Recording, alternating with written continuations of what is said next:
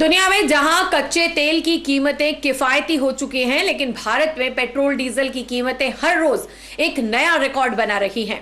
हाल ही में पेट्रोल और डीजल के भाव बढ़कर पेट्रोल 92 रुपए 35 पैसे तो डीजल 84 रुपए 30 पैसे हो गया। दाम बढ़ने से आम आदमी का बजट बिगड़ गया है।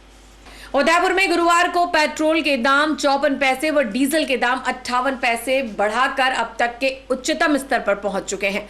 आपको बता दें कि गत वर्ष लॉकडाउन में तेल कंपनियों ने लगातार 82 दिनों तक अपनी कीमतों में कोई बदलाव नहीं किया था, मगर 7 जून के बाद से लगातार इसमें बढ़ोतरी ने आम आदमी की कमर तोड़ दी है। पिछले वर्ष के जून माह में ही पेट्रोल में करीब 11 रुपए तो डीजल में करीब 9 रुपए का इजाफा हुआ था। साल खत्म होते होते पेट्रोल की कीमतें करीब 90 जबकि डीजल 80 रुपए हो चुका था। अब पेट्रोल 92 रुपए 35 पैसे तो डीजल 85 रुपए 30 पैसे लीटर जा पहुंचा है। और रात दिन मुझे रोजाना मतलब समझ लो कि 200 रुपये का रोज़ पेट्रोल भराना पड़ रहा है। और 200 रुपये में मान के चलो हम कमा कुछ नहीं रहे, सिर्फ पेट्रोल पे ही खर्च कर रहे हैं सबसे ज़्यादा। एक्साइज ड्यूटी सेंट्रल गवर्नमेंट लगाती है, लेकिन उनको भी कम करना चाहिए, जबकि बाहर से जो परचेज कर रहे हैं जो पेट्रोल वगैरह, तो उन पर बहुत कम कीमत है।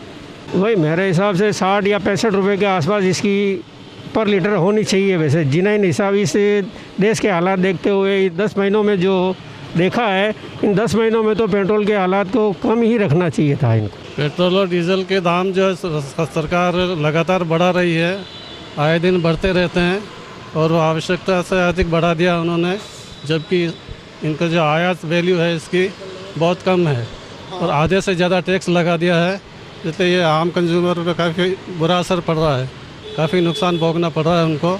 तो हम इतनी अप्रत्याशित वृद्धि का हम विरोध करते हैं। जो एक्साइज ड्यूटी वगैरह टैक्स लगा रहे हैं ये 40 रुपये में जो भारत को ख़रीद कर पड़ रहा है उसका 50% से ज़्यादा टैक्स नहीं लगना चाहिए, है ना। तो इसमें 60-65 रुपये करीब इसको उस पर लाना चाहिए सरकार को, इससे ज़्यादा उपभोक्ता के बाहर नहीं डालना चाहिए। जनवरी 2021 में आम लोगों को उम्मीद थी कि शायद स्थितियां अनुकूल होंगी और कीमतों में गिरावट आएगी, लेकिन कमबख्त महंगाई कहां कम होने वाली थी। साल की शुरुआत में ही इसके दाम राजस्थान समेत उदयपुर में पेट्रोल 92 रुपए 35 पैसे हो गए।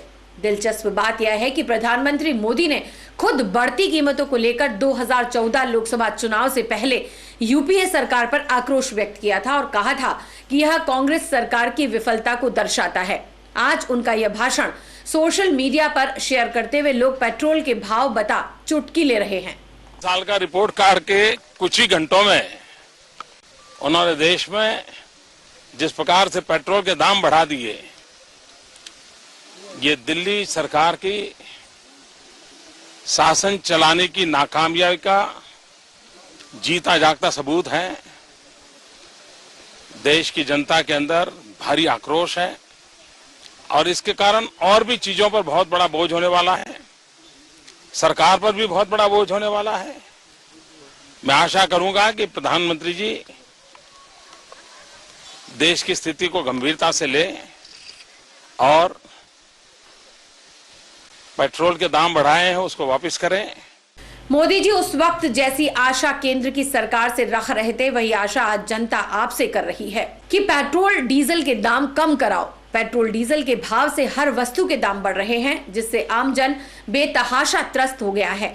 लोगों ने कहा कि हमारी कमाई पूरी पेट्रोल खर्च में ही निकल जाती है। जहां एक समय 100 रुपए में गुजारा हो जाता था, वह खर्च अब दुगना हो गया है।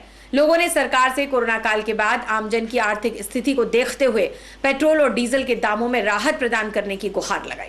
प्रधानमंत्री देश की स्थिति को गंभीरता से ले व पेट्रोल व डीजल की बढ़ी हुई कीमतों को वापस करे, ये बात 8 वर्ष पूर्व तत्कालीन प्रधानमंत्री मनमोहन सिंह को वर्तमान प्रधानमंत्री ने कही थी।